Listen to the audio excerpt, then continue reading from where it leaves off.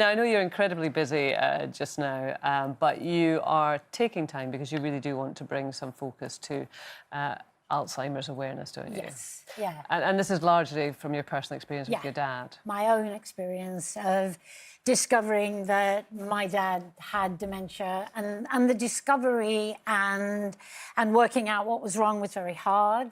And we went through tremendous battles because I had no understanding of it. And eventually, for it becoming, you know, so bad, and I was working to the point of, you know, him going into a home, which I don't know if this happens to anybody that does this, but you live with that guilt, not just only when they're in the home, but for a lifetime afterwards, which is what I've been doing.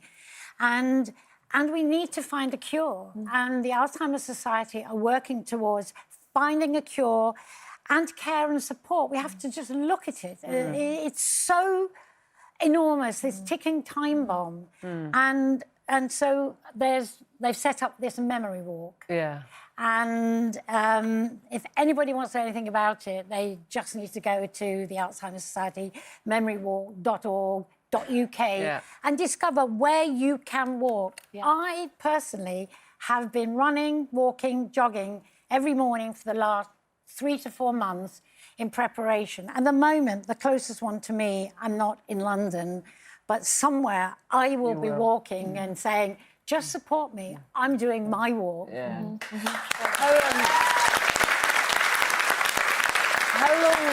How was it getting a diagnosis for your dad? Because for a lot of people, that's a problem. It's near to impossible. My dad was losing his memory, so I just thought it's old age. We all think it's old age, you forgetfulness. But then what I've learned now is it isn't just old age, it's constant repetition, or words coming out of his mouth that he didn't really know what he was saying. Words would pop out and he would think about it. Oh, don't know why I said that. So there are different things happening. My father was getting lost. And so I went, why is he getting lost? And I thought, well, I'll put my phone number in every pocket of every garment he owned. And then gradually, he thought things were being stolen, and it just got worse and worse and worse. So what were you thinking at this time? I realised something was wrong. My dad does not see doctors. Interestingly enough, the reason he doesn't see doctors, he thinks a good walk, head up, shoulders back, swing your arms, is a cure for anything, physically or mentally. He did not believe in getting ill. So having to get him to the doctors, and the doctors just said, oh, maybe you need, that's why he went into a home, maybe you just need some help. You know, as people get older, they start to lose their memory. So he eventually went to the point when he wouldn't let anybody in. So you know, sometimes I couldn't get in the flat. I'd ring the bell, I'd get in with the keys. What are you doing here? And he was afraid. Food. He didn't trust anything. He didn't trust food. It became impossible, and he needed full-time care and attention. But interestingly enough, I then realised that what he had was dementia. The home was closing and reopening. It was an old people's home. It was reopening as a luxury home. And I got a call from them saying they could no longer keep my dad there. We had 4 weeks to find somewhere else for him because he's been diagnosed with Alzheimer's. And I said, well, what do you mean? When did these tests go on? Why wasn't I informed? I'm there every other day.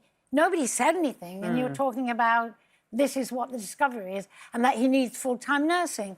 Now, to be fair, he did need full-time nursing. We didn't get anything until after he'd passed away, when I was absolutely saying, I want to know everything, where it just said, we think he has Alzheimer's. He was seen by a doctor. And for me, that was an excuse for him to be moved. But he did need full-time nursing. But I mean, I guess when you're talking about awareness, I think we are more aware now than we were then. I think definitely it's something that people are much more conscious of, but clearly still, and you have know, experience of and it, have experience of it. And, well, and the other thing, are prepared to talk about, because there was a time that people would be very reticent to talk about it. You were embarrassed and shy, and you watch this sort of this man, you know, who read avidly, not even wanting to hear me read his favourite newspaper to him. He would wave it away because he could no longer understand the words. And you're watching. Sounds like he was a very proud man. Very, very proud. My grandmother, she passed away with Alzheimer's as well, and I know the sad journey. I remember my mum saying that she would go and see her mother and she wouldn't be recognised, and you feel like you've lost them and they're still there with you. That's the hardest. So what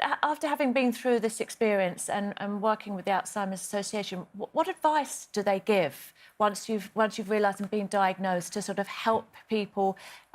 We know there's not a cure, but just to kind of stimulate people's minds, keep them active. Well, there's all kinds of things now. There's movement and dance for the brain. There's singing for the brain. There's encouraging people, because often they have these memories. I did a play last year, the Bridge Theatre, Alleluia, which is Alan Bennett's final play, where they did music and movement to help people, to stimulate their memories, to take what they can remember. But it's about care and it's a support. But the most important thing for me was, and I feel so ashamed of this, but when my dad would go, somebody's been in the flat and somebody's taken my money, and I know nobody had these keys, it couldn't have been. And I was going, Dad, you know, there's no money been taken. Yes, it have. And we would go into a battle. Instead of me saying, oh, well, why don't we just search and try and... Now I understand. Just gently. And when I do talks about people, one woman said to me, can I talk to you afterwards? And she said, I asked him to put his trousers on 20, 30, 40 times, and he just looks at me, and I try to get them on and he pushes me away. And I said, it's not important if he has his trousers on. Yeah. Who's I coming think to the that's house? very It's important. not important. Arlene, listen, we were going to do the Strictly Gossip, we're going to do that. We have run out of time, but for a very good reason. I'm so pleased that you had the chance to come and tell us your story and to try and help raise awareness, as you say. It's a really important thing. So, Arlene, thank you very much.